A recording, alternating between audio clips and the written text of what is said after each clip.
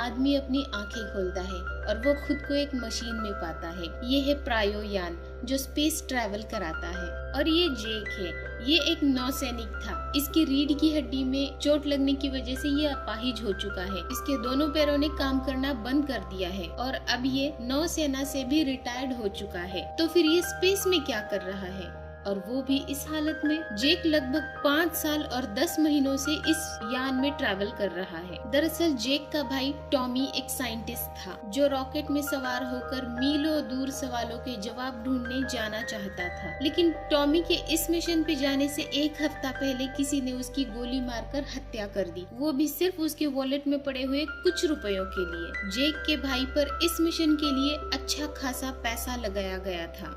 जेक और टॉमी जुड़वा भाई थे, इसीलिए उनका डीएनए भी मैच करता था और इसीलिए जेक टॉमी की जगह इस मिशन पर जा सकता था। और जेक जा रहा है वहाँ पेंडोरा नाम के उपग्रह पर। पेंडोरा पर ऑक्सीजन नहीं है, इसीलिए बस कुछ सेकंड ही वहाँ पे बिना मास्क के रहा जा सकता है। जेक का इस मिशन पर आने का और एक कारण है। जेक एक जांबाज इंसान है, वो हर मुश्किल को पार कर सकता है और वो अपने पैर ठीक कराना चाहता है। इतने पैसे उसे इस मिशन से मिल सकते हैं। वहाँ पहुँच के वो लोग सीधे अपने बेस कैंप में जाते हैं अपने लीडर कॉलोनेल से मिलने। और कॉलोनेल वहाँ पे रहने के रूल्स रेगुलेशन उनको बता रहा है, साथ ही ये भी बता रहा है उनको पेंडोरा के जंगलों में रेंगने वाली, चलने वाली और उड़ने वाली हर चीज उनके लिए कैसे और कितनी खतरनाक हो सकती है। फिर जेक की मुलाकात होती है नॉम से। नॉम एक अवतार ड्राइवर है।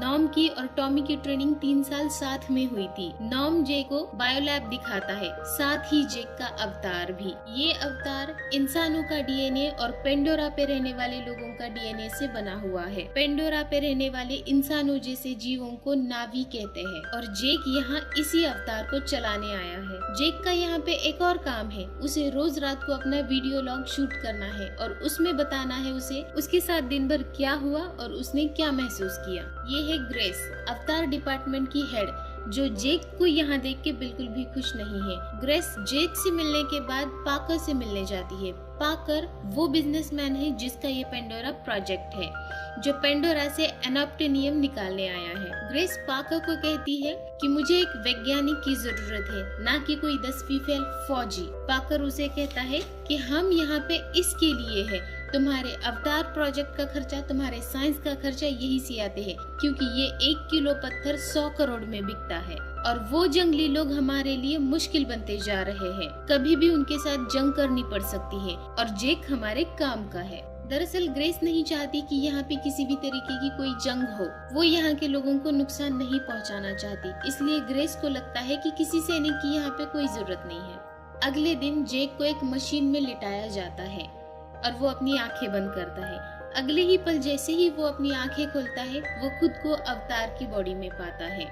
अपने नए पैर, लंबी सी पूंछ, लंबी सी चोटी और बड़ी सी बॉडी देख के वो बहुत ज्यादा क्यूरियस और एक्साइटेड हो जाता है। वहाँ से बाहर निकल के जेक पागलों की तरह दौड़ने लगता है। वो बहुत खुश और बहुत एक्साइटेड है। अपने अवतार के साथ वो बहुत ज्यादा कंफर्टेबल भी है। फिर रात को सारे अवतार सो जाते हैं। उसके बाद जेक ट्रूडी से मिलता है। ट्रूडी एक लड़ाकू जहाज चलाती है और वो जेक को कल का काम भी बता देती है। फिर कॉलोनेल जेक को बुलाता है और जेक का पिछला रिकॉर्ड देख के उसकी तारीफ भी करता है। कॉलोनेल चाहता है कि जेक नावी लोगों के बीच में जाके रहे, उनका भरोसा जीते और उनकी कमजोरियां भी जाने, क्योंकि कॉलोनेल और पाकर वहाँ की 200 किलोमीटर की जमीन के नीचे का अनोप्टेनियम का भंडार पाना चाहते हैं और इसके लिए वो वहाँ रहने वाले सारे नावी लोगों को वहाँ से हटाना चाहते हैं। इसके लिए कॉलोनेल जेक को 3 महीने का समय देता है। अगर 3 महीने में ये शांतिपूर्वक नहीं हुआ तो वहाँ पे ये लोग जंग शुरू कर देंगे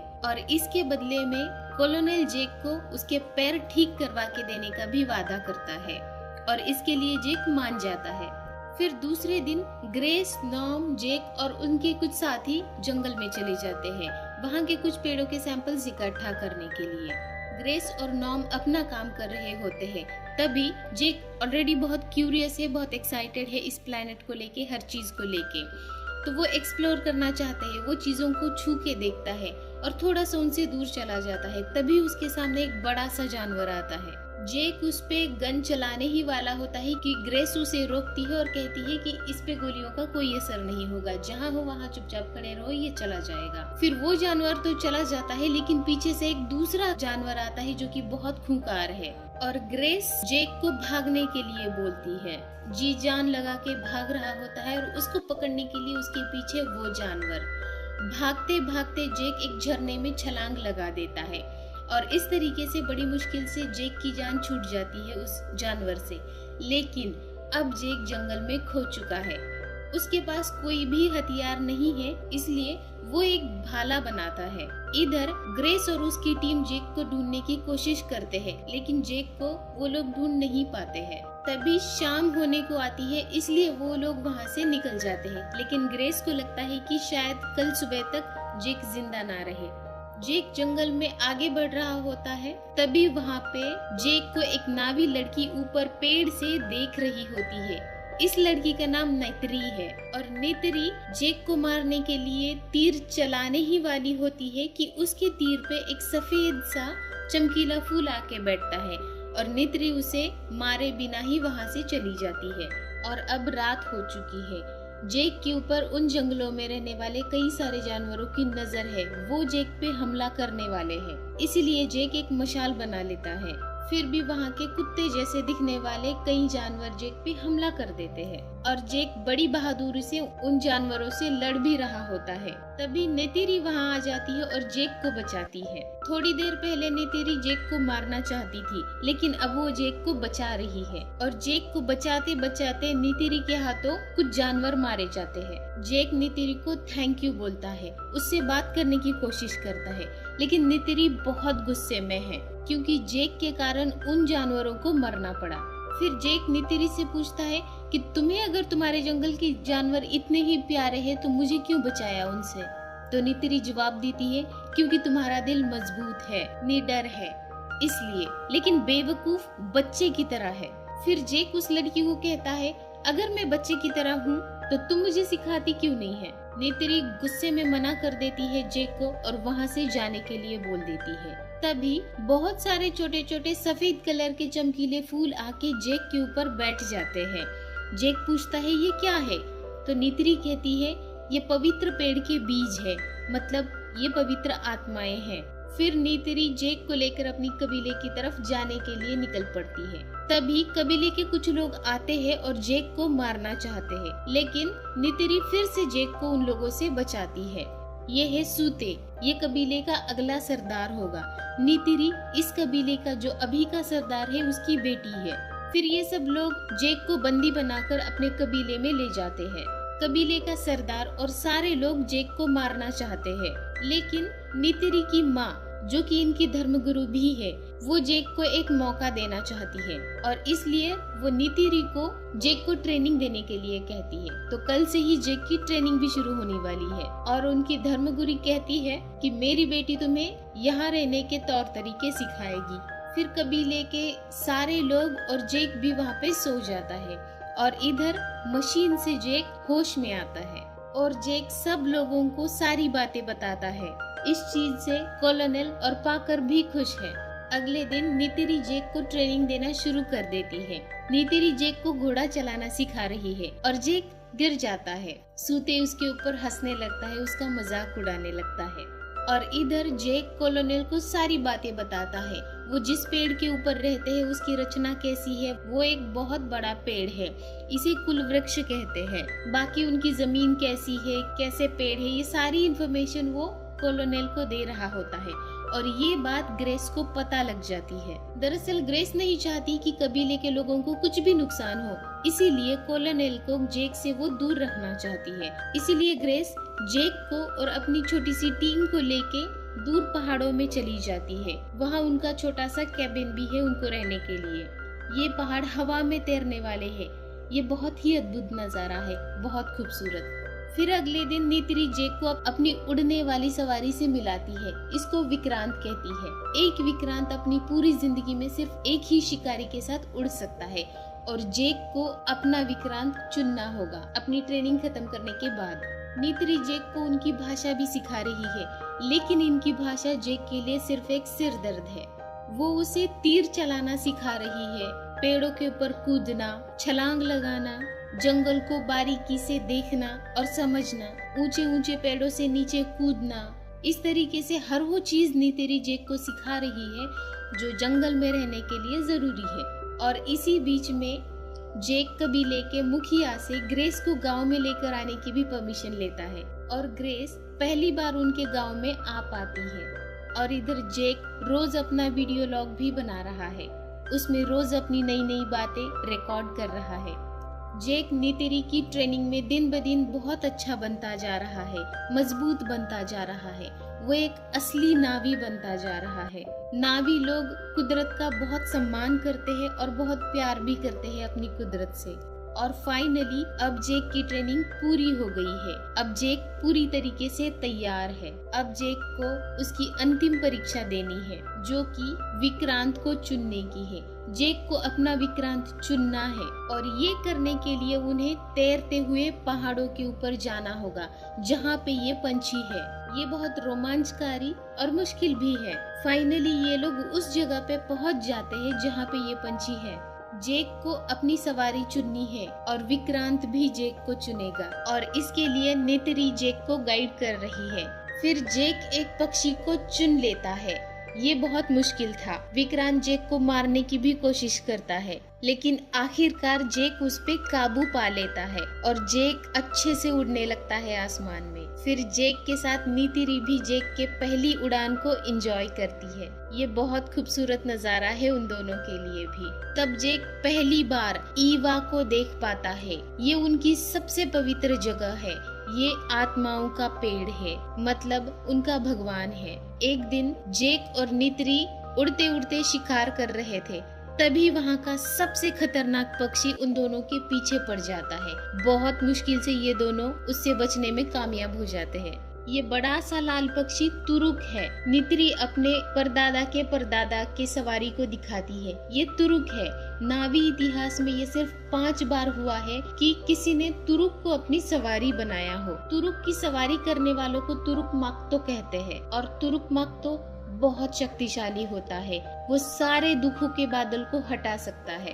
अब हर चीज जेक के लिए उल्टी लगने लगी है, जैसे वहाँ एक सच्ची दुनिया है और यहाँ सिर्फ एक सपना। जेक कबीले का तन और मन से हिस्सा बन चुका है। यहाँ तक कि जेक अपने आप को भूल चुका है। अब 3 महीने भी पूरे हो चुके हैं। फिर कोलोनेल जेक को बुलाता है। फाइनली कोलोनेल को जेक पे शक भी हो रहा है कि जेक ऐसा कुछ भी नहीं कर रहा है जो कोलोनेल चाहता है। इसीलिए वो जेक को वापस पृथ्वी पर जाने के लिए कहता है और ये भी कि उसे उसके पैर भी मिल जाएंगे। लेकिन जेक कहता है कि कल उनका उत्सव है जिसमें नावी लोग जेक को पूरी तरीके से एक्सेप्ट करने वाले हैं और ऐसा होने के बाद जेक उनसे बात करके वहाँ से उन लोगों को हटा सकता है। तो कोलोनेल ठीक है बोलता है और वहाँ से चला जाता है। फिर उत्सव का दिन आता है और वो लोग जेक को पूरी तरीके से एक्सेप्ट कर लेते हैं।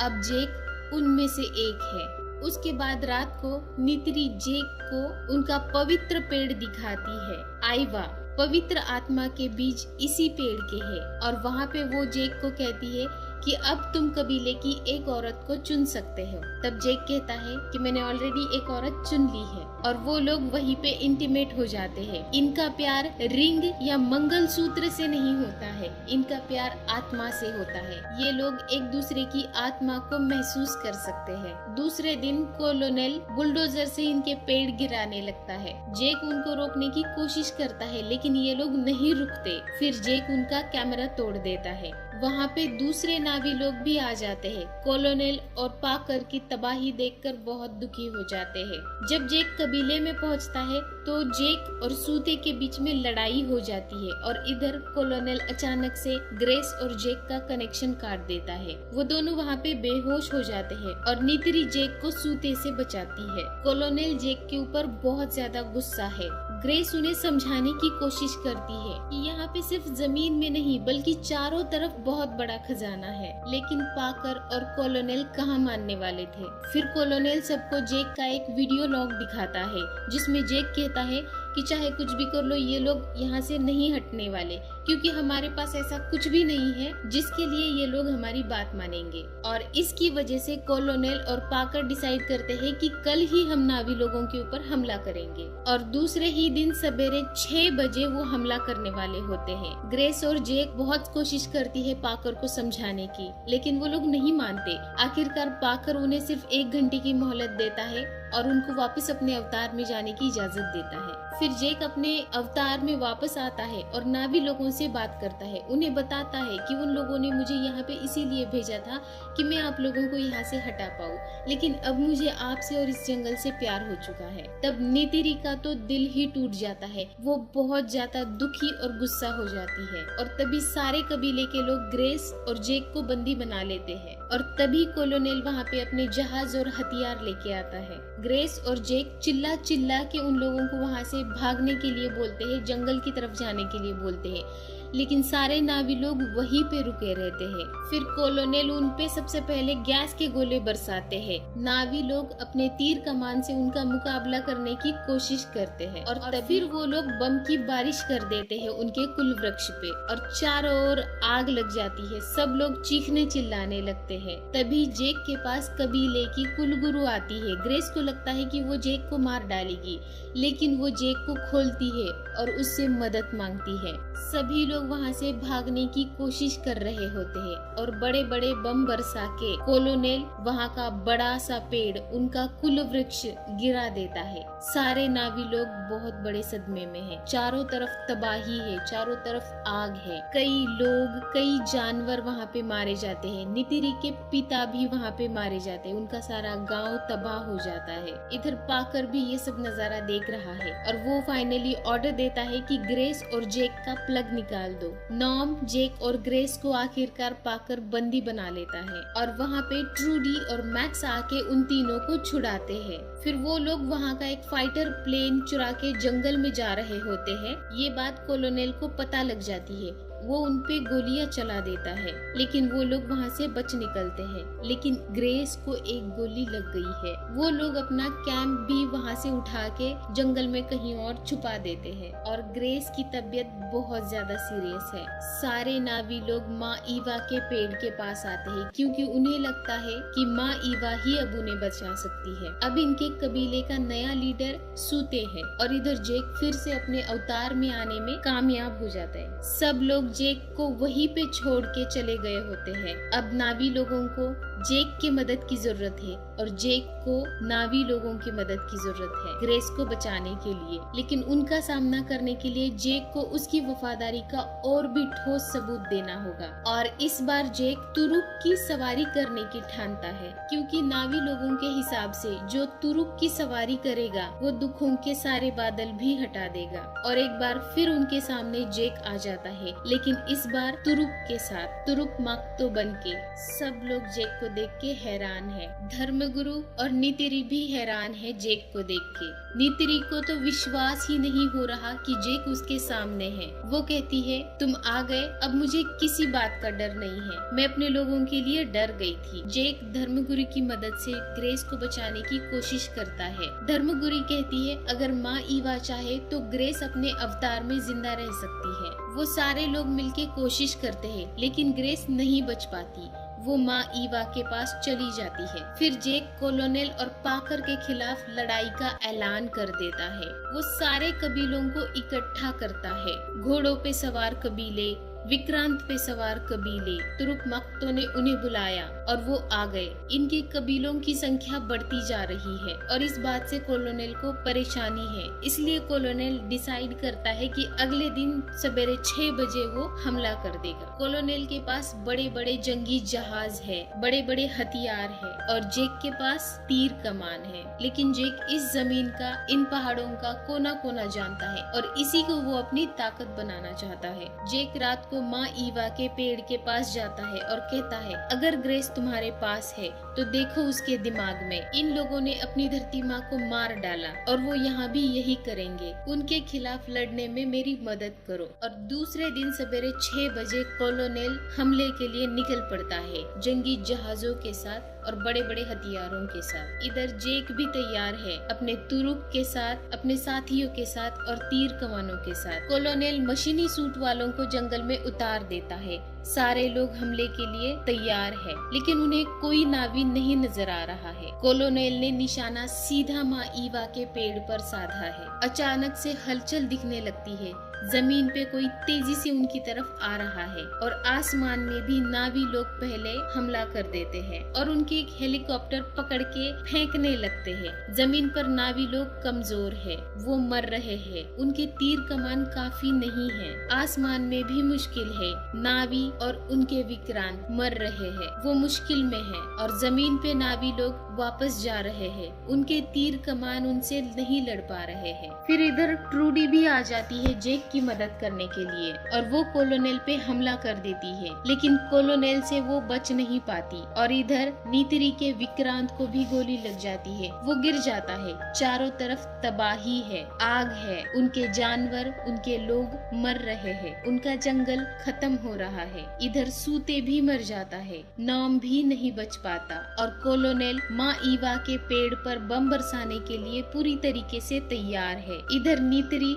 जंगल में दुश्मनों के बहुत नजदीक है। जेक हमला करने से उसे मना कर देता है, लेकिन नीतरी को कुछ भी समझ में नहीं आ रहा कि वो क्या करे। और अचानक ये लोग घबरा जाते हैं। किसी चीज की आहट सुनाई देती है इनको। ऐसा लग रहा है माँ ईवा ने जेक की प्रार्थना सुन ली और जंगल से अचानक कई सारे बड़े बड़े जानवर, जिनके ऊपर बंदूकों का कोई असर नहीं होगा, वो तेजी से भाग के मशीनी लोगों पर हमला कर देते हैं। और आसमान से भी हजारों विक्रांत अचानक से बाहर निकल के जहाजों पे हमला करते हैं। हर तरीके का जानवर बंदूकधारियों पे हमला कर रहा है और अब बंदूकधारी कमजोर पड़ गए हैं। लग रहा है कि जंगल जीतेगा। तभी वो जानवर भी आ जाता है जिसकी वजह से जेक जंगल में खो गया था। नॉम भी अपनी छोटी सी मशीन गन लेके लड़ने के लिए निकलता है और कॉलोनेल बम गिराने ही वाला होता है, तभी जेक उन पे हमला करता है और उनका जहाज ढेर हो जाता है। अब बारी है कॉलोनेल के जहाज की। जेक उस पे भी हमला करता है। कॉलोनेल उसको गिराने की कोशिश करता है, लेकिन कॉलोनेल का जहाज डैमेज हो चुका है, वो भी गिरने ही वाला है। कॉलोनेल मशीनी सूट पहन के जमीन पे कूदता है और इधर जेक नीचे गिर रहा है,